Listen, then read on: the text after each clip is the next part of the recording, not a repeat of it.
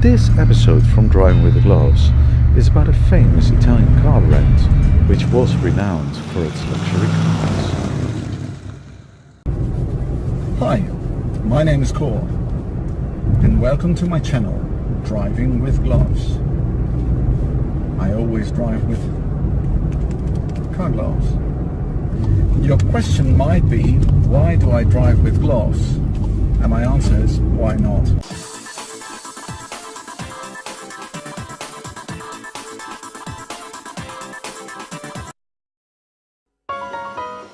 If you are using a washing machine, would you think about Italian luxury cars?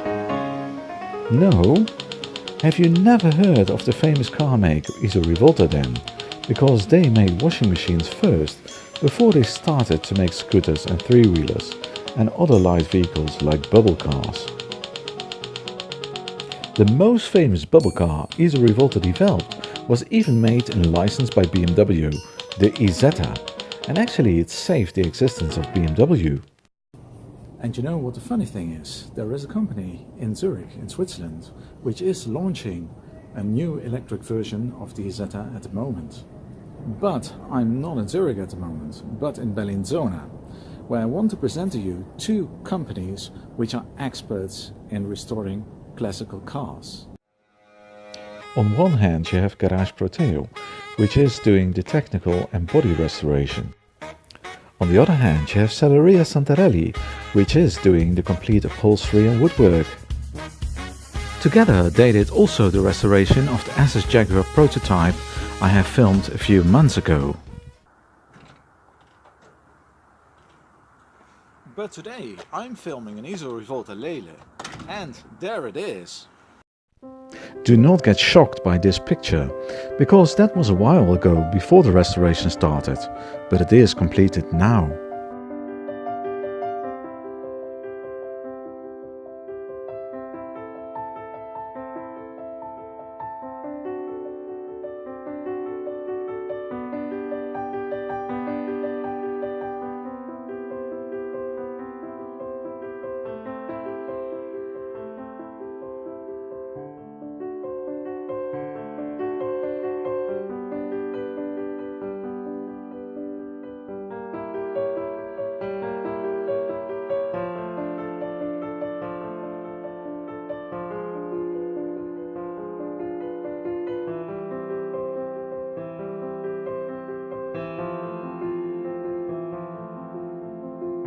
The story behind the Lele is very interesting because it began not as an intention to make a production car, but the request was so big that Iso Rivolta decided to build the Lele.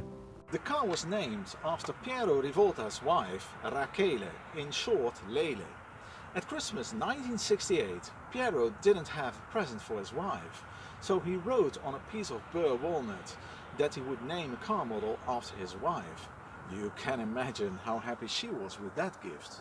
But on the other hand, we still have something from that Christmas present even after 50 years. But now I want to drive this car, so let's put on my gloves and drive. And by the way, this car is for sale, so if you're interested, please contact me.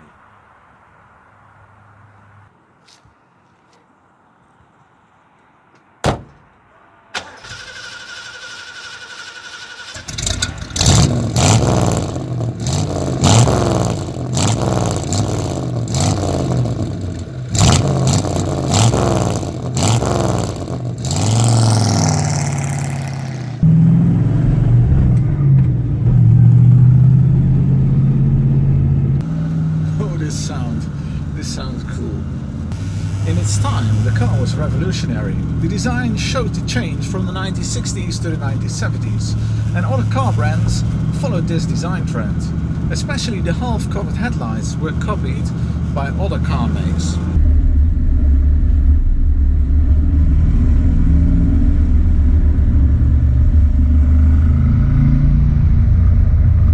Absolutely amazing is the sound.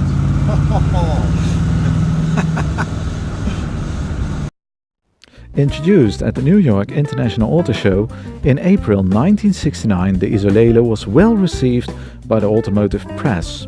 This 2+2 styled by Marcello Gandini at Bertone has distinctive sharp angles.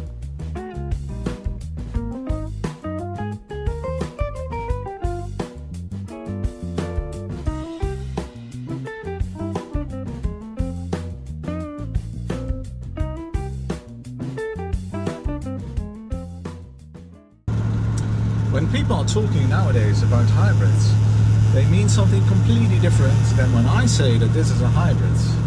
No, this is not an electric car with a petrol engine. Hybrid used to mean an exclusive European car with an American engine. Other hybrids of this era are the Italian De Tomaso, the Swiss Monteverdi, the French Vega, or the British Jensen.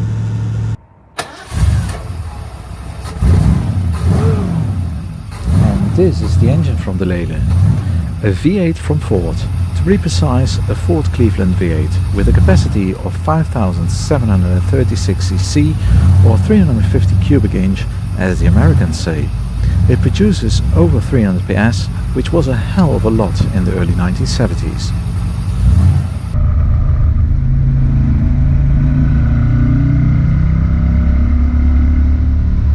Oh, this car is fast.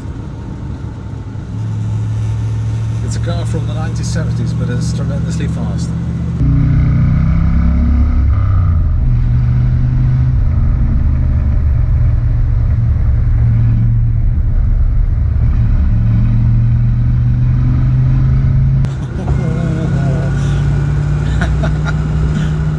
At first, engines from General Motors were built in the Lele.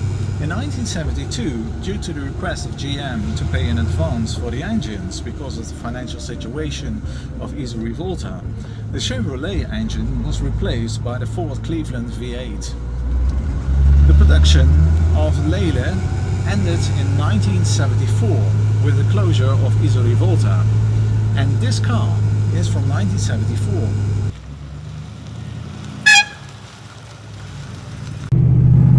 The sound of this car is so amazing that people are turning their heads.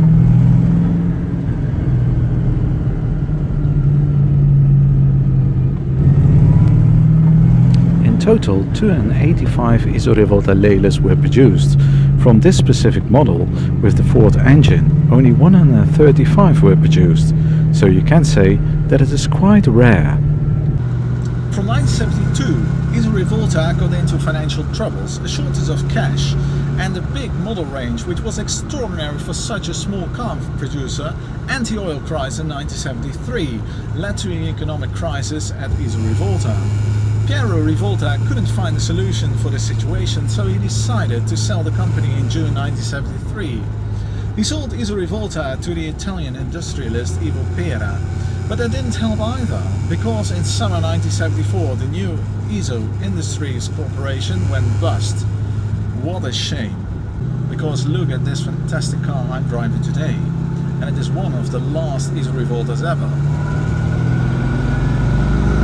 The Lele used the same chassis and suspension design as the Rivolta GT. At the front, independent suspension with wishbones, coil springs, hydraulic shocks and anti-roll bar. The rear suspension is a de Dion tube, twin trailing radius arms, transverse linkage bar, coil springs and hydraulic shocks.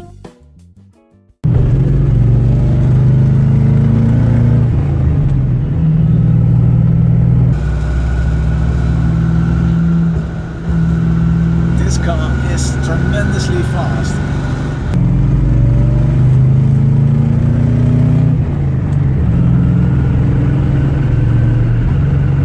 I hope you enjoyed watching this episode from Driving With Gloves as much as I enjoyed driving this fantastic Iso Rivolta Lele from 1974. Do not forget to subscribe to my YouTube channel Driving With Gloves. And as I said once before, this car is for sale, so if you are interested, please contact me.